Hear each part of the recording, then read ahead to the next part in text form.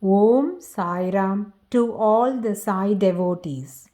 By the immense grace of Shri Sainath Maharaj, let us all now heed to the biography of great apostle of Shri Sai Baba, Pujyashri Narasimha Swamiji, narrated in the book As the Flower Sheds Its Fragrance by DR.G.R. Vijayakumar.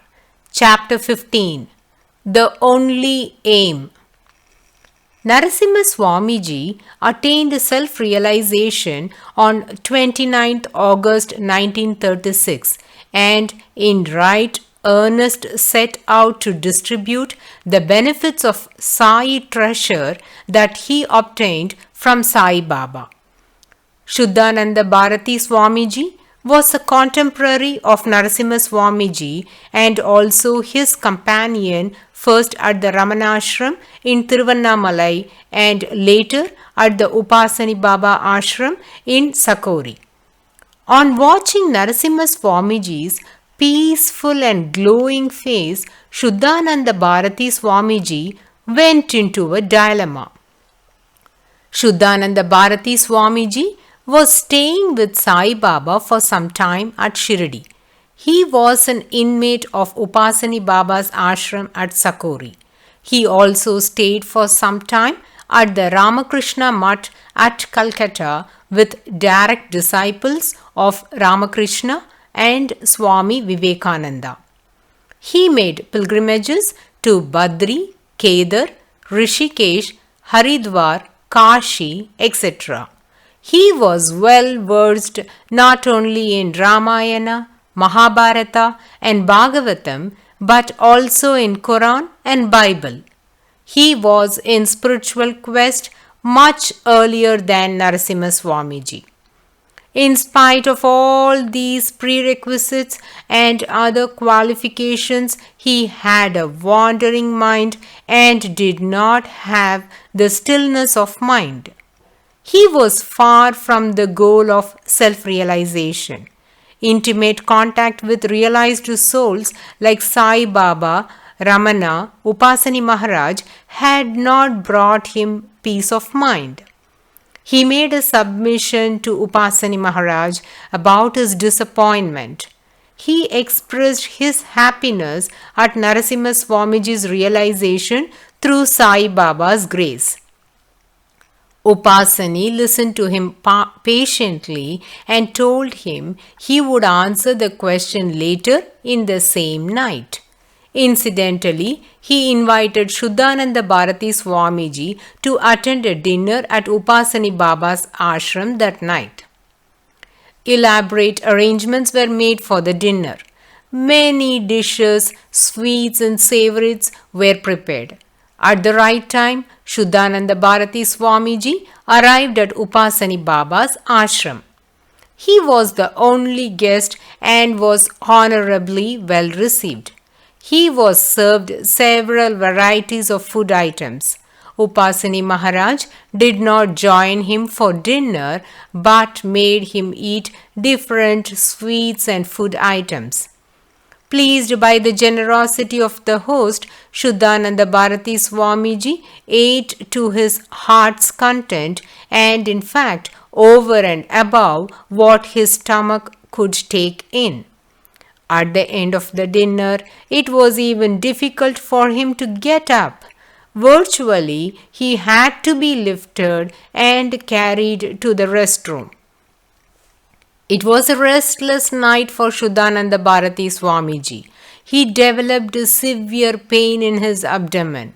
He had continuous diarrhea. He had not a single wink of sleep. He spent the entire night in agony.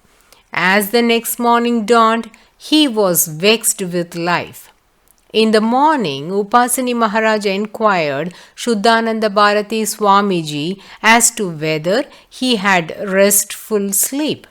Shuddhananda Bharati Swamiji had no strength even to answer this question. What rest I could take? In the entire night, I suffered with agonizing pain in abdomen and repeatedly going to the toilet. I am unable to stand also now.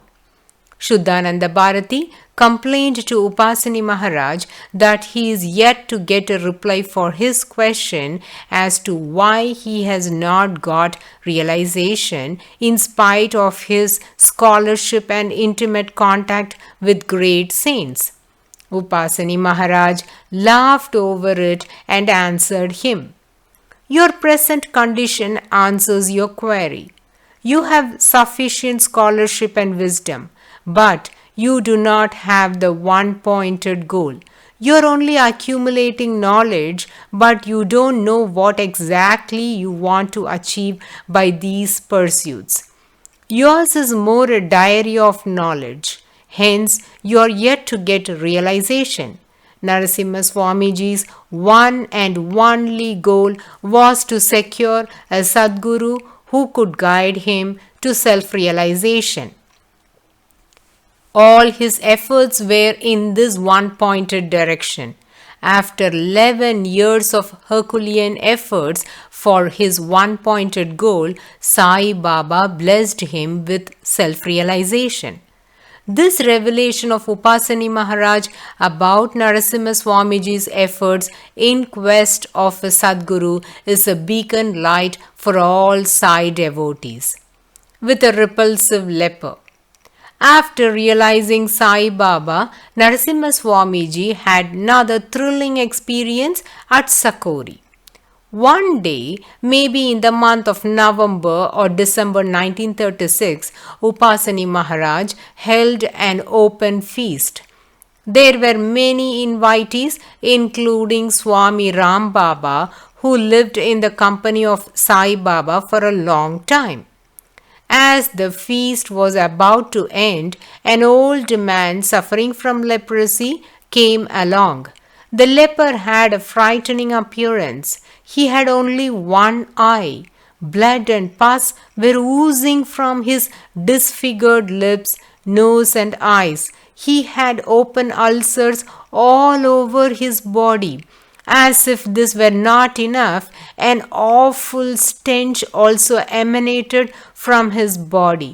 Everyone was aghast at his sight. Imagine Swami Ram Baba's bewilderment when Upasani Baba told him, "Feed the old man with your own hands. He is not able to eat by himself." Swami Ram Baba pulled himself together as best as he could and started feeding the repulsive leper. He, however, took great care to see that his hand did not touch the bleeding lips of the leper. As a result, some of the food kept dropping down.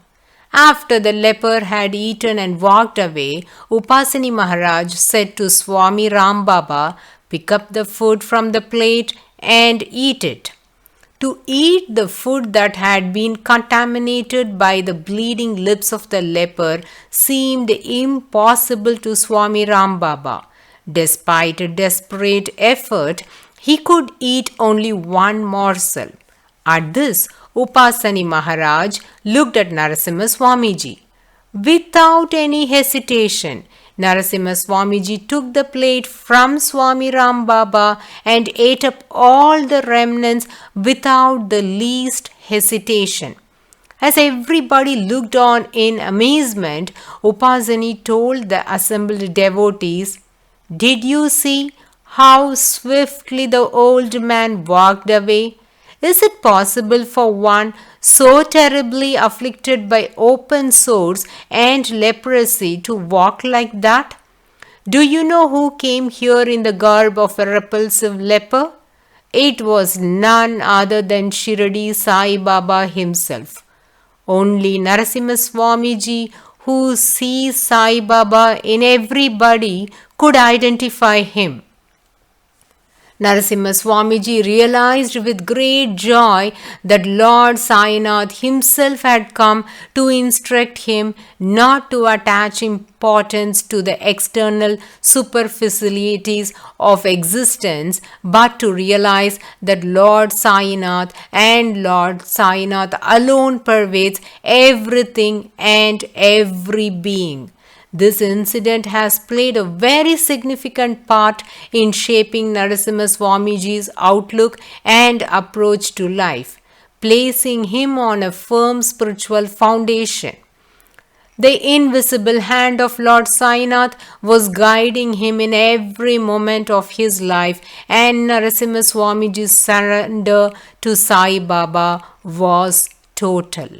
Dear Sai Bandhus, we shall now close the 15th chapter of the biography of Pujyashri Narasimha Swamiji, and the rest will be continued in the next chapter. Bow to Shri Sai. Peace be to all. Om Sairam.